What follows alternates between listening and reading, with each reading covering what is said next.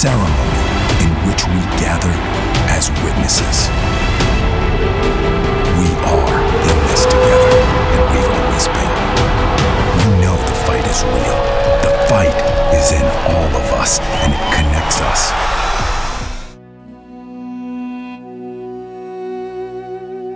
I think a lot of people would be curious to see a fight between you and Khabib. What do you think about all these conversations coming up to see the two of you guys fight? Well, it's always a question of timing. We've tried to make it happen. When I retired, a year after I retired, we approached the UFC with that idea. And Khabib was on board, I was on board, but the UFC had other plan. They wanted to, in a business point of view, it makes sense because they wanted to keep Khabib active because they keep the ball rolling. They knew that if I would only come back for maybe one fight. You know what I mean? They rather keep Khabib active, I guess, and not taking the risk. And I understand that. And therefore, that's why I believe it did not materialize. However, when Khabib fought Justin Gaethje and beat Justin Gaethje, I think he took everybody by surprise. He announced his retirement, and I believe even his own people didn't know that he was going to make that move.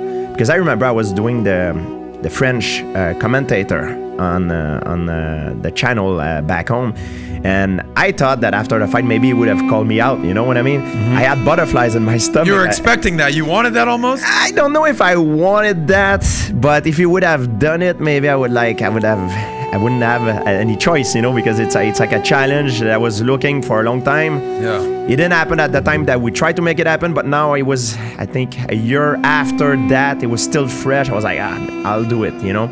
But it did not happen, and he retired.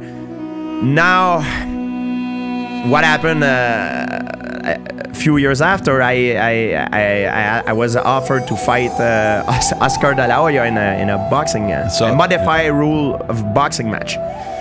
And of course, I'm still under contract with UFC a few years after I retired. So what happened now, because Khabib is retired and I'm retired, so now the UFC, Dana called me and he's like, oh, now would you be interested in fighting Khabib? He asked me, he called me. But I thought it was strange because I never wanted to do it. And now, because he called me for that reason, I was like, I didn't want to do it, but I told Dana just to see what happened because I was curious. You know, it's always a chess game when the promoter calls you. That's the world I live in. So I didn't say no. I said, okay, let me think about it.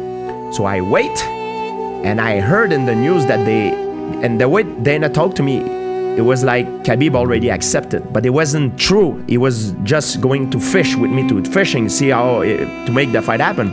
So they knew now that we were both the retirees, so for them it was an opportunity to make a big money fight.